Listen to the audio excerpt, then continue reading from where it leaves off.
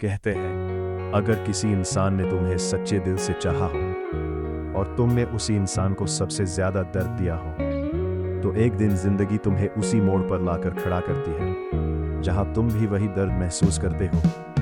आरव एक खुशमिजाज लड़का था। उसकी जिंदगी में सब कुछ था, दोस्त, फन, पॉपुलैरिटी। लेकिन फिर उसकी जिंदगी में सिया आई। सिया साधारण लड़की थी, लेकिन उसका प्यार असाधारण था।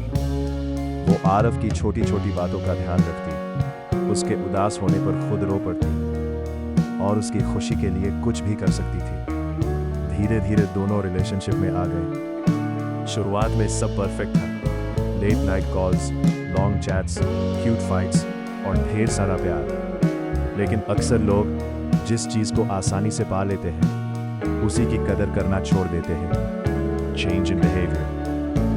कुछ महीनों बाद आरव बदलने लगा। अब उसे सिया के मैसेजेस अनोइंग लगने लगे। वो घंटों रिप्लाई नहीं करता, कॉल्स काट देता और दोस्तों के साथ बिजी रहने लगा। सिया फिर भी समझने की कोशिश करती, शायद वो काम में बिजी होगा। लेकिन सच ये था कि आरव को अब सिया की आदत हो चुकी थी और इंसान आदतों की कदर नहीं करता। The night she broke. एक रात सिया ने रोते हुए पूछा, क्या तुम मुझसे पहले जैसा प्यार नहीं करती? आरव इरिटेट होकर बोला, प्लीज यार, इमोशनल ड्रामा मत किया करो। ये शब्द छोटे थे, लेकिन सिया के दिल को अंदर तक तोड़ गए। उस रात वो पूरी रात जागती रही। फोन हाथ में था, लेकिन रिप्लाई नहीं आया। उसकी आंखों से आंसू बहते रहे और दिल चुपचाप टूटता रहा। Karma enters. कुछ दिनों बाद सिया अचानक बदल गई। अब वो खुद मैसेज नहीं करती थी, कॉल्स नहीं करती थी और धीरे धीरे दूर होने लगी। पहले आरव को अच्छा लगा, चलो फाइनली क्लिंगी बिहेवियर खत्म हुआ। लेकिन फिर एक दिन सिया हमेशा के लिए चली गई, बिना लड़ाई, बिना शिकायत, बिना कुछ कहे। अब पहली बार आरव सच में अकेला था।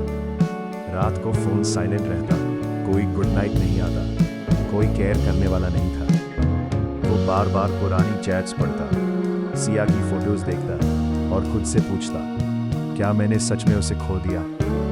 रिग्रेट। एक रात आरव ने कांपते हाथों से मैसेज किया, आई एम सॉरी, प्लीज वापस आ जाओ। लेकिन इस बार मैसेज सिर्फ सीन होकर रह गया और उसी पल उसे एहसास हुआ, जिस दर्द को वो मजाक समझता था, आज वही दर्द उसकी सजा बन चुका है। क्लाइमैक्स। आरव उसी कैफे में बैठा था जहां कभी सिया उसके सामने बैठकर मुस्कुराती थी, लेकिन आज सामने वाली चेयर खाली थी और जिंदगी में पहली बार उसे अपनी गलतियों का वजन महसूस हो रहा था। उसकी आंखों में आंसू थे, क्योंकि अब उसे समझ आ चुका था, जिसे उसने रुलाया था आज वही उसका कर्मा बन चुका है। Great ending message.